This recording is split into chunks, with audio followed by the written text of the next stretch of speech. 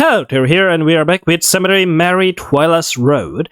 So I actually forgot what we do. Oh yeah, we are previously raiding a retirement home with Sweet Ed, which is nice and lovely because Ed is a sweet and lovely and nice. I don't know words. I'm not an English speaker. God freaking damn it! And then Ed died. Awesome. But yeah, here we are. Let's continue playing the game, shall we? It had been a few days. Oh, wait, before we continue the game, I actually noticed something. There's a nurse that when Ed starts dying, appears, right?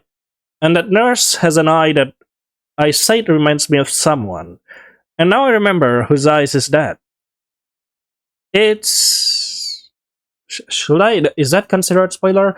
I mean, what do I care? I mean, I already told people who want to watch Twyla's Road that they are better watch Reginald and Confronting Reginald first, right?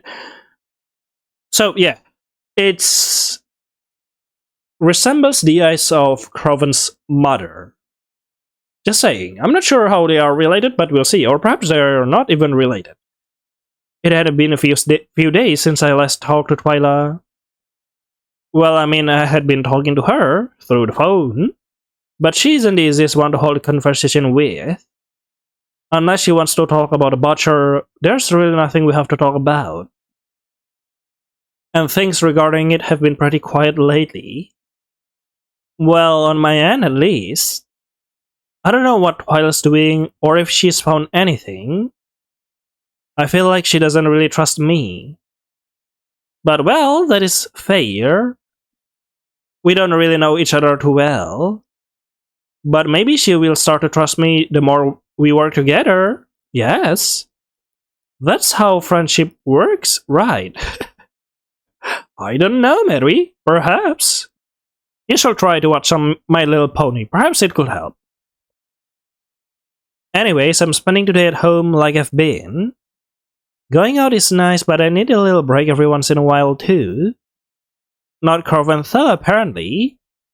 He always leaves the house, even if it's not a nice day. He stays out all day too, so it can get pretty lonely when he's not around.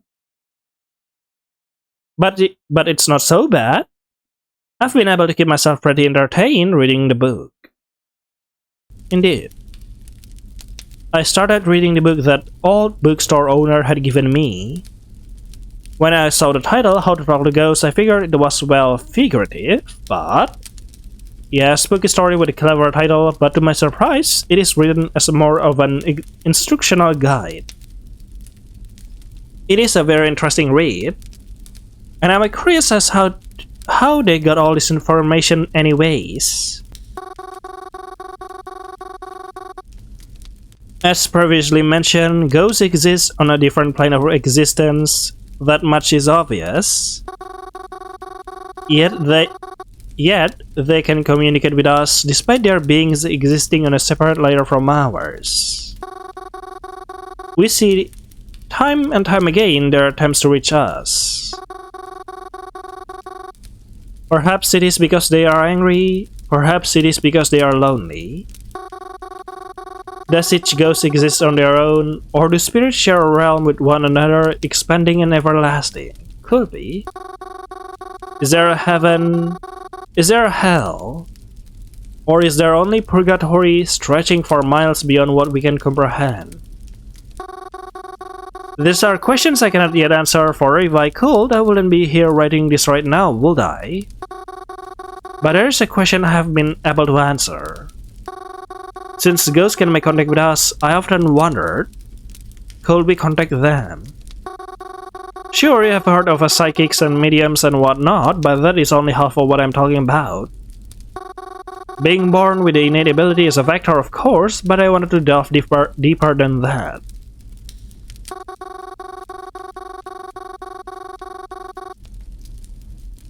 Despite where they may exist, they can clearly affect things in our realm. They can reach us, and like one-way glass, I know they can see us. But what if we could see them? Interesting. It is not enough to hear them, I wanted to see them, to travel to where they were. I believe that when you die, perhaps your soul can become unrestricted. But what if we could accomplish this the opposite? What if a living being had the ability to unrestrict itself before death? Perhaps this sounds like crazy talk, but oh no, hello. My phone is ringing. Hello, Twyla. Hello. Hi. Oh, hi, Twyla. Did you need something? No. Then why do you call? Well, kind of. That is unusual of you. Remember how we went to the Cypress site the other day? Yeah, of course. Why? Do you happen to remember the name of that guy you talked to? Yes, Ed? You mean Ed? Yes, but his last name also. Wraithward? Thank you. I was sure I had it right, but I just wanted some confirmation. Oh, okay. Confirmation for what? Is there anything else you need from me or him? I mean, you did call instead of text, so... Oh, that was just to ensure I got an immediate response. Oh, well, okay. If you need any more info on him, I'm going to visit him this weekend, so... In the cemetery. Oh no, Ed. No, in the retirement home. Mary. You know he died, right? Oh no. Ed. Huh? I mean, I figured you keep on top of all that stuff. You didn't know. He died the day we went. No. Guess that the emergency he had was serious after all, and his family never comes visiting him, no. It also means the butcher could have been there when we were. That's why I was looking more into it just now. I hope you weren't too attached. No. I'll talk to you later. I don't know about Mary, but I am attached. Ed. I was heartbroken. No, yes. The butcher could have been there. Was it because of us? Because we were there investigating them? Were they on our trail? No, Ed. Did Ed die because I had trouble sleeping that night? And I made sure to stop by the cemetery every day, finding out as much information as I could. No. If he really did die because I wasn't going to miss his funeral. Normally when I put flower on graves, especially new ones I haven't seen before, now you're crying, and I'm not crying, sleeping on the grave and talk to it. I bring flowers I grew myself. Oh, you grow your own flower. Buying them can get expensive and it feels more, yes. Oh, okay. Genuine to grow my own. But I had just been growing a new patch. I didn't have any new flowers I could bring. So I took all the little buds I could gather, and wrapped them up. And invited myself in. Wouldn't you know, his funeral was the same day I was planning on visiting him. Oh no. Isn't it funny how life works out?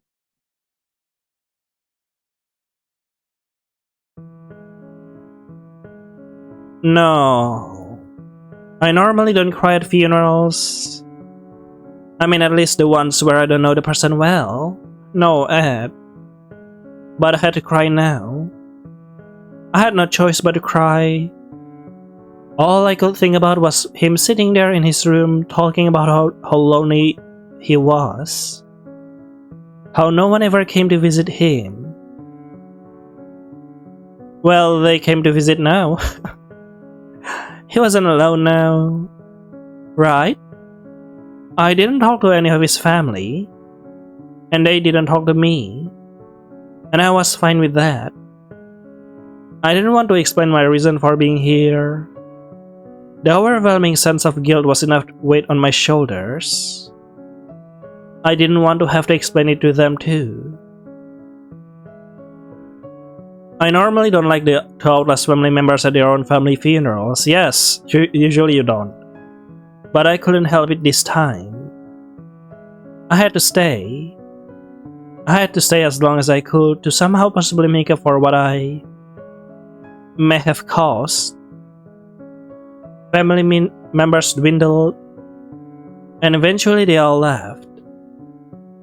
I'm sure they were confused that I didn't, but I didn't want to move from this spot even if you tried to drag me. Mary. Oh, Ed. Oh, Ed. Ed, my man, my boy. My bestie. I'm so sorry. He didn't deserve this. I'm so sorry.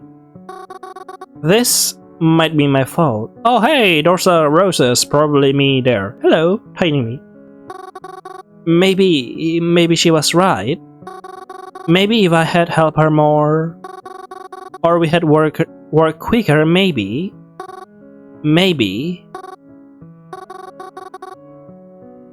Your family came to visit, you know. Just like you wanted them to. They all seems to miss you a lot. So I hope you know that they were thinking of you. And your wife? You're right next to her, you know. I had been leaving her flowers for so long. And I hope you know that I was taking of her this whole time. So I'm sure she wasn't lonely. And maybe you won't be either. Now that you're beside her. I'm sorry. I don't know what else to say other than I'm so sorry. I'm so sorry. I must have been really exhausted. The guilt I was feeling and how much I cried. I didn't even remember falling asleep. Ah, yes. I had just been leaning against his gravestone, crying. And the next thing I knew, I was waking up on the ground of an unfamiliar place. Uh-oh! Uh-oh! I picked myself up off the ground and looked around. Those are all the flowers. Hey, that's me! Hello! Everything seemed strange. There was a faint green glow all around. The air felt foggy and moist. Ew. In front of me was a house that looked similar to the cabin, but this wasn't the cabin, was it? I had no clue where I was. What do I do? Look around, take a whiff, knock on the door, look around? I'll go all around me. Except for the house, I could see nothing in the distance.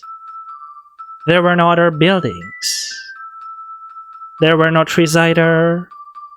Or people. It was almost uncomfortable how empty it felt. Take a whiff then? I took a big whiff to smell my surroundings. There was the faint smell of lilies coming from all directions, though I didn't see any. Feel what? Oh, okay, the grass. Mary's touching some grass? Finally! Mary, finally you touched some grass. The grass felt like a soft carpet. The rocks and wood of the house feel artificial, almost plastic-like. Listen. Silence. Knock on door. Well, I suppose there's not much else I can do. You can check the flower, but you did not. I climb up the porch and walk up to the door. Standing in front of it, I politely knocked, waiting to see if there was someone inside.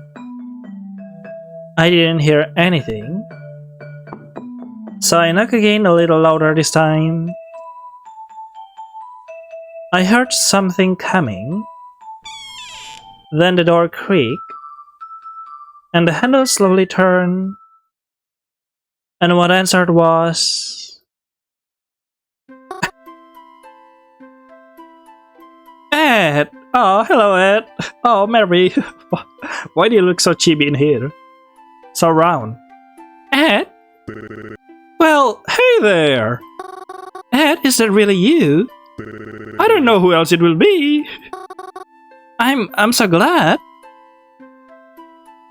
I gave Ed a big hug as he invited me inside. I was so pleasantly surprised. He led me into the kitchen area and offered me refreshments. Where's the wife? I politely declined as I pulled up a stool to talk to him. Because the Ed that I knew is... I'm very happy to see you, you know. But how is this possible? Red, yellow, purple. Is that a code? Fascinating.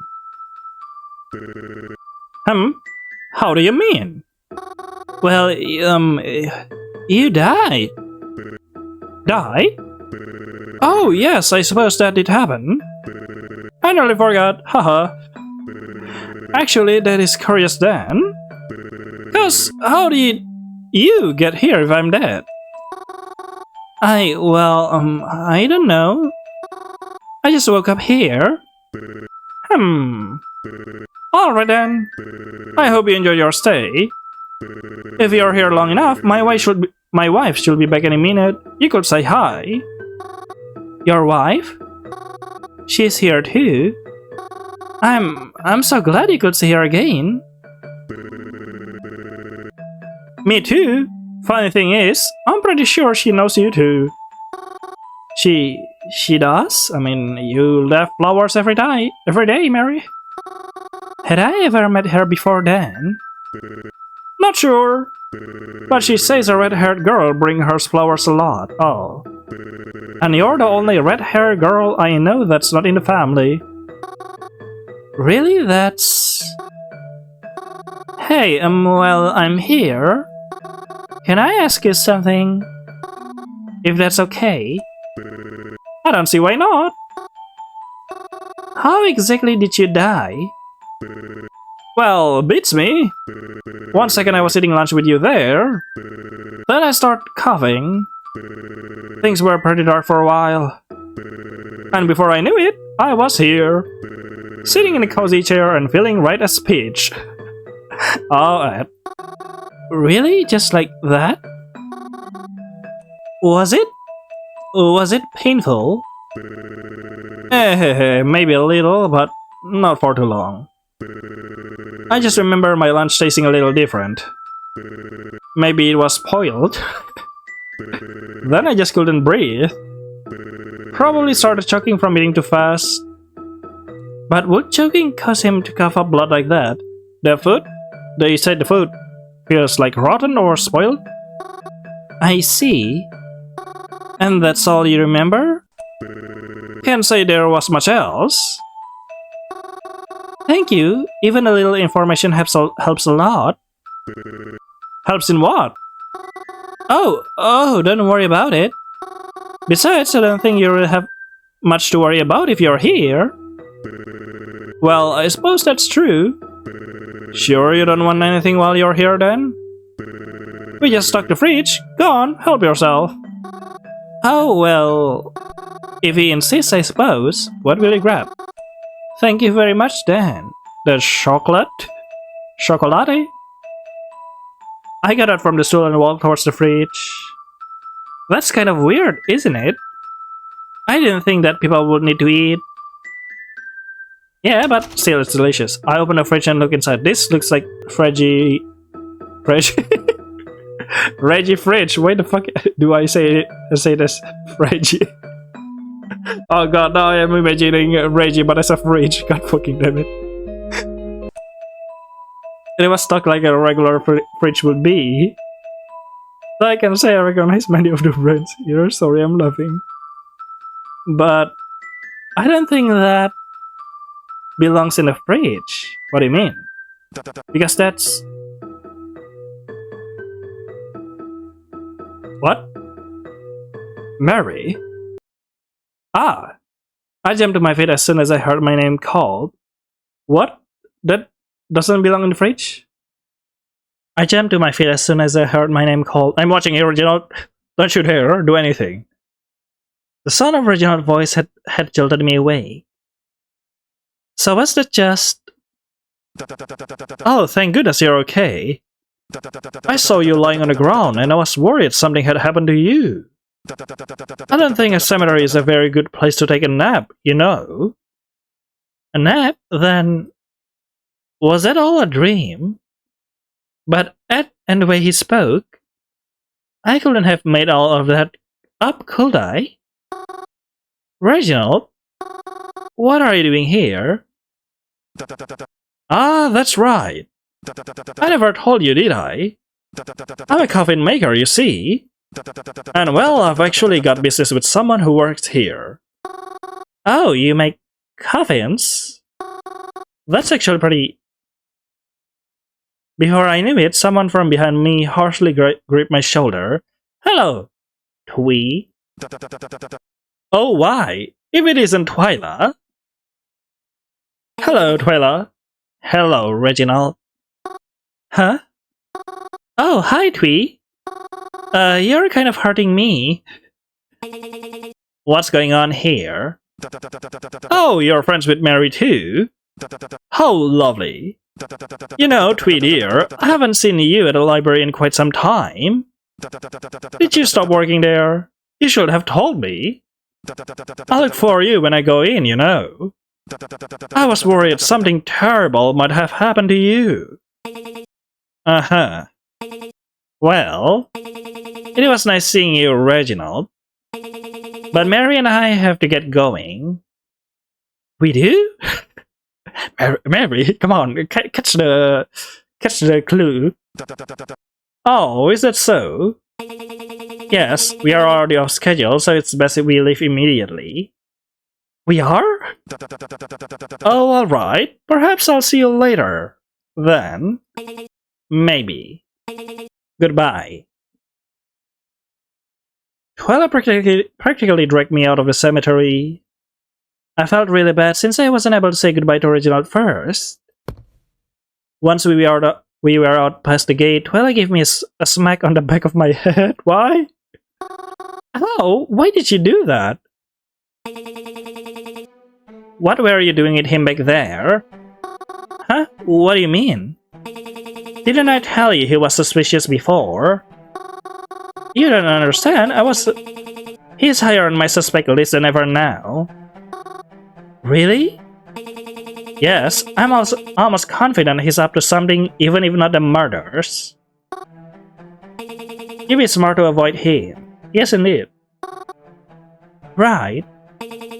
Well, let's go then. Huh? We are doing something after all? Well, I was just going to do it myself. But since you're here, I might as well take you along too. Let's go, I'll tell you what I know along the way. Okay. Hey, where are we going? Hardware store. Oh, right. Hardware store? Yeah. You see, back when we looked in the kitchen of the retirement home, I saw something. And I'm pretty sure it was... Hey? Was it antifreeze? Fascinating. Huh? How do you know that? Because you saw it in Ed's fridge. That's why Ed died, isn't it? Someone poured the antifreeze into the soup. Or porridge, or whatever it is. Well, back when we were in the retirement home, I saw this trail of something I wasn't sure of. Oh, okay. I thought you saw antifreeze in the fridge. But it was... Why? Twyla hit me over the head again. Ow! Something strange in the retirement home. Ow! Please stop doing that. Idiot, why didn't you tell me? I didn't have the chance. And well, something else confirmed it for me too. Yeah, what is that? Well, back in the cemetery, I think I spoke to Ed's ghost, the man who died. It was revealed to me in a dream.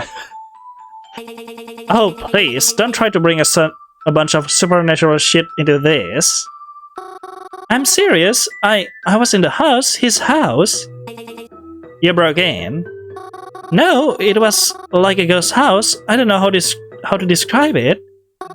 And he offered me food, but when I looked in his fridge, there was a gallon of antifreeze in there. But why do you relate that to the case? That's my question. At least that's what it looked like from the way it was labeled. Right. Wait, is the thing that in Reginald's fridge back then is antifreeze too? That's why Reginald grabs a lot of antifreeze. Is it to poison people? I promise I'm not making it up. Sure, whatever. By any means, you know what we are looking for. Back when we were in the retirement home, I saw a nearly empty gallon of something magenta-like, with the majority of its label scratched off. Wait, is it that liquid back then we saw in the Reginald wrote in the Reggie's cabinet? Is that the word? That pink liquid? Is it antifreeze? I'm not sure. Are all the things in Blackout Hospital have antifreeze? But why? Just wondering, since they have the same color of pink, but I could probably be wrong. I took a sample of it. Analysis showed that it was some type of antifreeze. Analysis? You took a sample? Did you like do it in those comedy movie where you just put your finger on one of the antifreeze and then lick it? Analysis? How do you do that? It's not important. But Huh? Don't worry about it. It will take too long to explain, and it really isn't important how I did it. I just know it is some type of antifreeze. Some type? It's close enough. Must be some new brand or some bullshit. I don't know, that's not the important part. When I looked further into it, I discovered that whatever brand that was, it was completely different than the kind used by the retirement home in their vehicles. Fascinating. That means someone else had to bring in that antifreeze, which most likely means it was brought in for the express purpose of hurting somebody. I want to go around to the hardware stores and other shops and ask the workers there what they know about antifreeze. And this kind specifically. If we are really lucky, maybe we can even find out who's been purchasing it. You think that will work? What if whoever was using it ordered it online?